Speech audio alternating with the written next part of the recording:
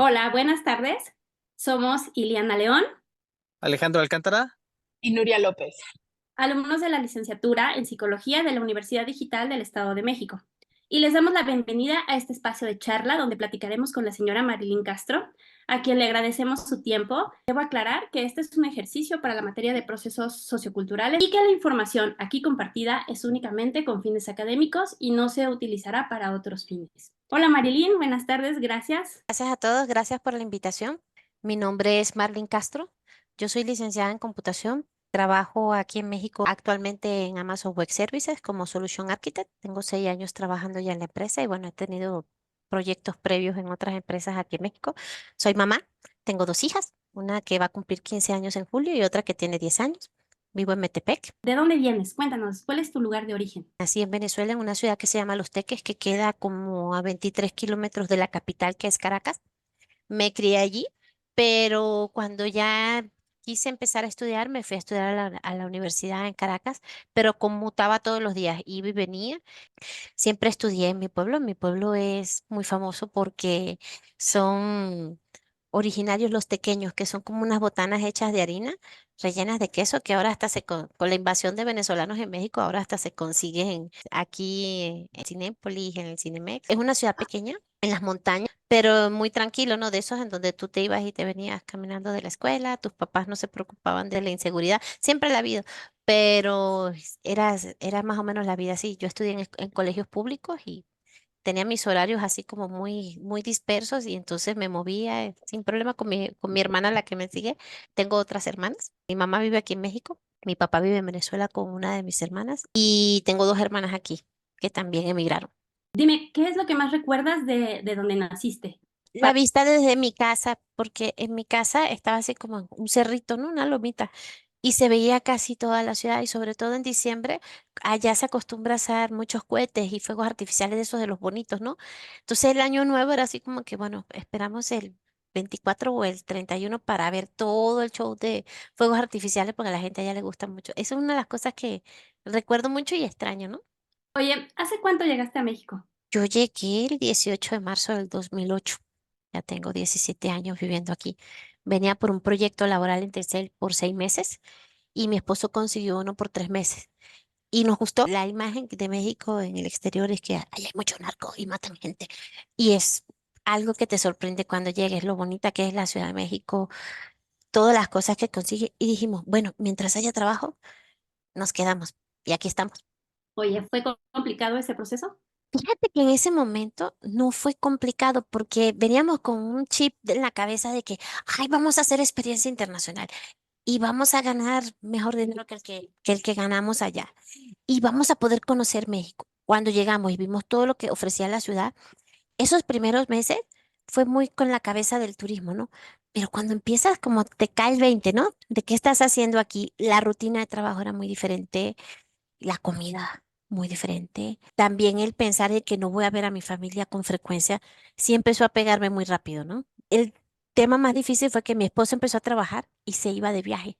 Y se iba para Ecuador o para Colombia 1, 2, 3 semanas. Yo me quedaba sola aquí sin conocer, sino a los dos muchachos nada más que se sentaban cerca de mí con quien trabajaba en el proyecto, ¿no? Esa parte fue difícil. Era bonito estar aquí. Empezó a hacerse difícil de repente, ¿no? Como cuando te das cuenta de que no soy turista, estoy trabajando y vivo aquí, ¿no? ¿Qué otros integrantes de tu familia están aquí?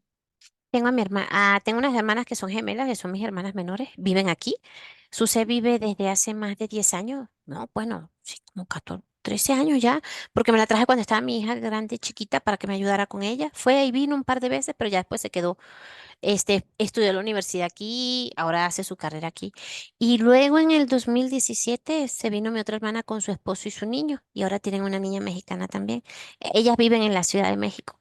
Y bueno, tengo círculo familiar cercano, pues, porque son mis hermanas y vienen, yo las visito y después nos trajimos a mi mamá y está aquí con nosotros. ¿Es complicado traer a los familiares? ¿Es complejo? ¿Cómo es el proceso de migrar a tu familia? Cuando tú vienes aquí a México a trabajar, la empresa te hace una oferta laboral, te ayuda a tramitar tu visa. Ok, una visa temporal que después se puede convertir en una visa permanente y después tú te puedes hacer mexicano. El proceso varía, depende de cómo tú entres a México. A mi hermana me la traje, yo me hice responsable de ella y la traje con visa de estudio. Pero ya ven que en Venezuela los problemas son muy difíciles, ¿no? Y en el 2017 dejó de conseguirse pañales, dejó de conseguirse leche, dejó de conseguirse vacunas para los niños. Y ahí fue donde tomamos la decisión de traer a mi hermana y dije, te vienes, te quedas y luego vemos qué hacemos. Esa es la forma de entrar como turista, que entras como turista. Pero ella aplicó a refugio y el Estado mexicano le dio refugio y ella obtiene una residencia permanente como refugiada. Ella no puede ir a Venezuela, a menos que se haga mexicana. No puede ir a Venezuela porque el régimen del que ella se escapa, básicamente, sigue mandando en Venezuela. Eso no ha cambiado. Entonces, una de las condiciones del refugio es que tú no puedes volver a tu país de origen porque tú huiste de allí porque las condiciones no eran buenas para salir, para vivir.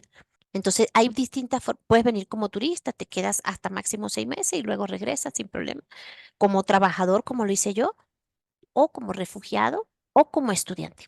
No sé si exista otra persona en las que yo he tenido interacción. Y la de dependiente económico.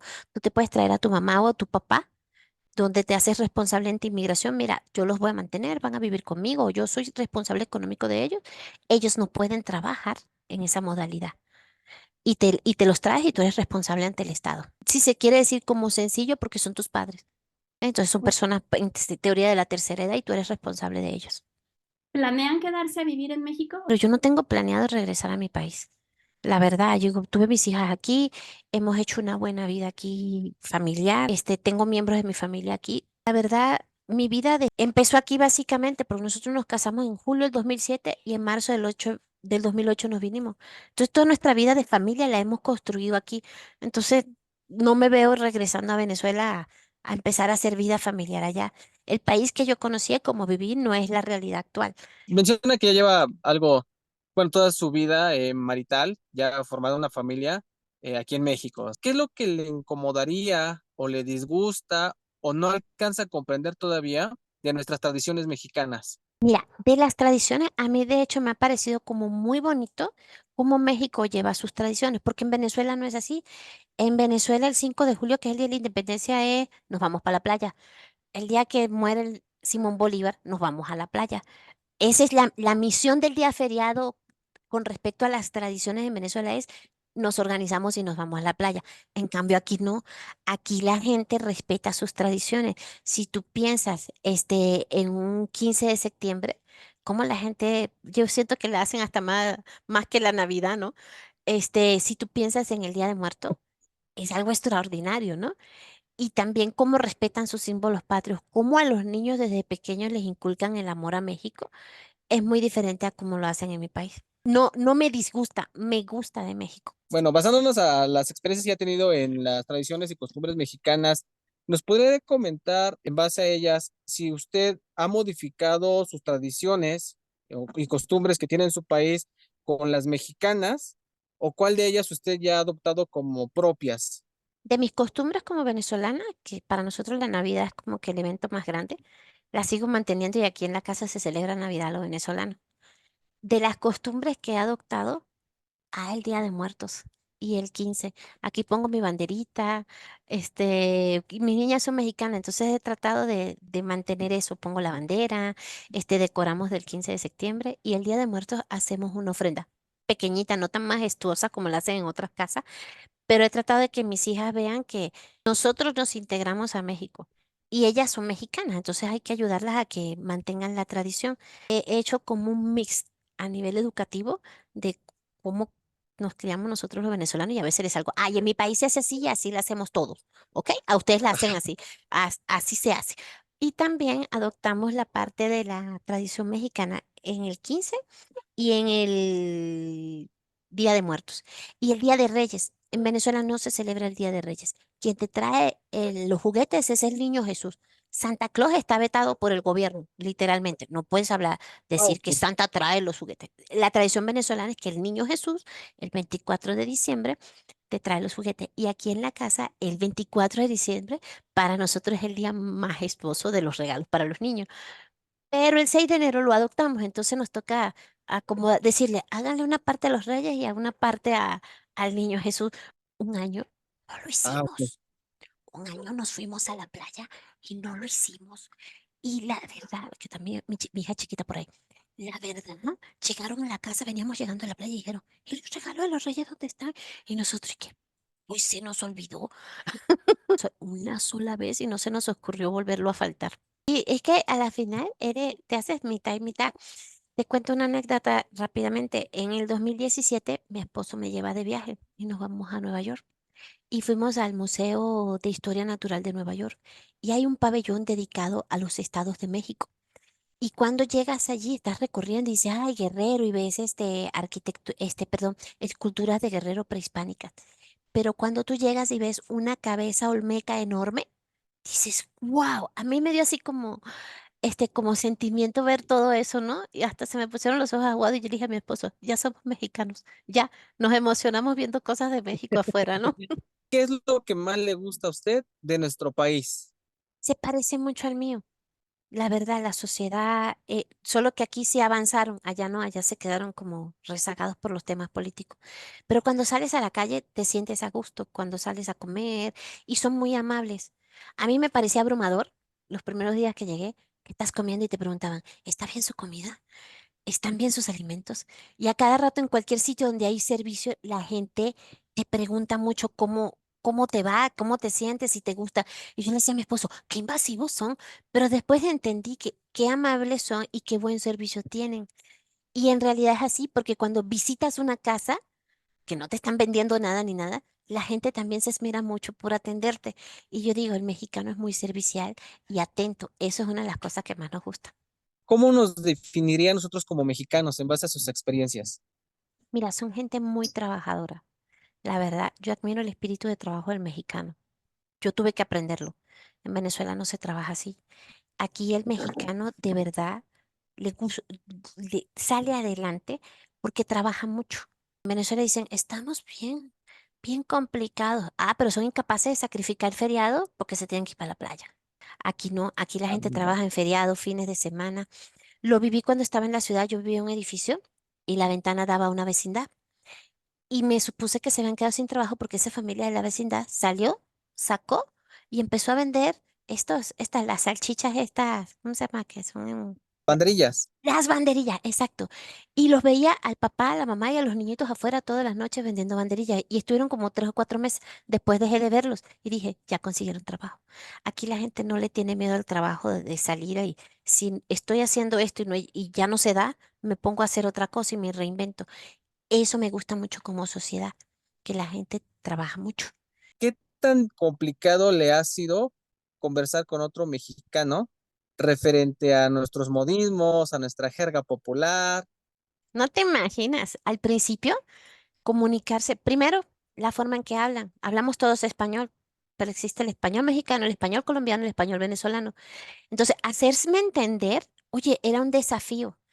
Poco a poco, mis compañeros de trabajo me fueron instruyendo y con los años mi jerga es bastante mezclada, ¿no? En casa se habla venezolano, se insulta en venezolano. Pero mira, cuando uno sale por esa puerta, te cambias el chip y tratas de hablar de manera que te entiendan, utilizar modismo y lo vas aprendiendo. No dejas de aprender.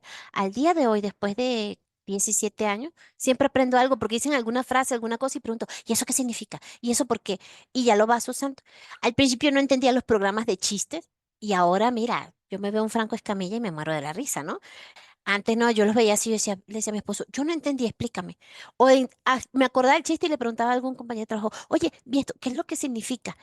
Para poder entender, ¿no? Entonces es algo que vas aprendiendo con el tiempo. Tienes que volver a aprender a hablar, pero al modo mexicano. Porque tú insultas en venezolano y se te quedan mirando así como, ¿qué dijo? Pero cuando dices las palabras apropiadas, sientes que liberaste, ¿no? Luego, insultar es algo como muy cultural, ¿no? La forma de Y insultar tienes en que cada aprender lugar. a hacerlo de corazón. ¿Has encontrado dificultades para desarrollarte laboralmente, dado que al final del día no eres mexicana? Yo trabajo en el área de sistemas. Mi enfoque fue mucho en la parte de infraestructura y redes. Muy pocas personas, mujeres, se dedican a eso. Yo llegué aquí y siempre tienes como que, si tú trabajas al 100, tienes que trabajar al 120 para demostrar que sabes y que tú eres la persona apropiada para ese rol. Cuando yo he buscado trabajo, siempre consigo. Pero cuando estás trabajando y no tienes hijos, es un escenario. Pero cuando ya tienes los hijos, es muy diferente. Porque al ser tu mamá, te llaman de la guardería, oye, su hijo está vomitando, puede venir y estás en una reunión de proyecto. Y les tienes que decir, me tengo que ir. O mi hijo amaneció enfermo, no puedo ir a trabajar. A nivel de cuánta responsabilidad te asignan en algunos proyectos, suele ser que te consideren menos. No he dejado de tener trabajo por ser mujer, la verdad, pero el nivel de responsabilidad nunca fue tan bueno en los proyectos, a pesar de que podía tener más conocimiento que mis compañeros. Algún compañero hombre era la cara del proyecto. Eso cambió cuando entré en Amazon. Amazon tiene muchas políticas de diversidad, equidad e inclusión. Entonces, los temas de discriminación por ser mujer o no asignarle responsabilidades porque es mujer o porque es mamá, no los sufro allí. Al final del día, pues estás en una empresa internacional, Exacto, ¿no? pero en Con las clientes empresas mexicanas americanos. es mucho, mucho más difícil a la hora de la salida del trabajo. Estaba en un proyecto para una empresa de telecomunicaciones de aquí de México y me decían, tu horario es de 9 a 6. Y yo trataba de tener todo listo el aceite. Y tenía que irme al aceite, tenía un bebé de 8 meses. Y me decían, oye, ¿no te puedes quedar más? Y yo, no, tengo que buscar a mi bebé en la guardería. Oye, es que tus compañeros se quejaron que tú te vas a las 6. Así me dijeron. Yo decía, pero yo no les dejo debiendo nada, yo dejo todo listo. Me dice, es que a ellos no les parece que ellos se quedan y tú te vayas. Yo decía, tengo un bebé. Y siempre he sido yo muy transparente en cualquier trabajo. Tengo hijos y no hay quien se haga responsable de mis hijos. Sí o sí, soy yo o mi esposo. Y si mi esposo está de viaje, solo yo. Cuando venían esas situaciones, yo sí me ponía así, como se dice, al brinco y le decía, yo te dije que no me puedo quedar. Yo te dije, si quieres, seguimos trabajando y si no, hasta luego. Y en uno sí les dije, ¿sabes qué? Hasta luego. Al día siguiente llegué a mi casa, así, estaba con el Excel pensando, ¿y ahora qué hacemos, no? Y si hay empresas que no entienden de que tú eres mamá, se enfermó, no, no lo hay, no lo hay. Sí es difícil en México para las mujeres trabajar. Creo que tienes muchas desventajas culturales, me parece ser. Es decir, eres mujer, eres venezolana, eres extranjera, pero no eres como que la extranjera europea, sino No, que eres vienes de un... venezolano. Imagino que de alguna manera has vivido una serie de discriminaciones, aunque afortunadamente en tu caso específico lo has podido librar gracias a pues un poco los límites también que has puesto, me parece. Sí, fíjate que el ser venezolano nunca fue un inconveniente, eras como otro extranjero más, pero en los últimos tiempos en donde empezó a venir inmigración de venezolanos no controlada, en donde el que venía para acá no es un profesional, sino gente que se vino cruzando por los países de Centroamérica con otras condiciones, con otro nivel sociocultural. Empezaron, de hecho, ahorita los venezolanos necesitan visa para entrar a México. Eso no era así, tú entrabas y salías y venías a México y te ibas y venías como querías. Ahora no, estamos catalogados como que somos personas riesgosas, tanto para México como lo que llegas y haces en México, como lo que quieres hacer para irte al norte, ¿no? Yo personalmente no siento que haya sufrido discriminación como venezolana, pero me mueve un entorno sociocultural diferente.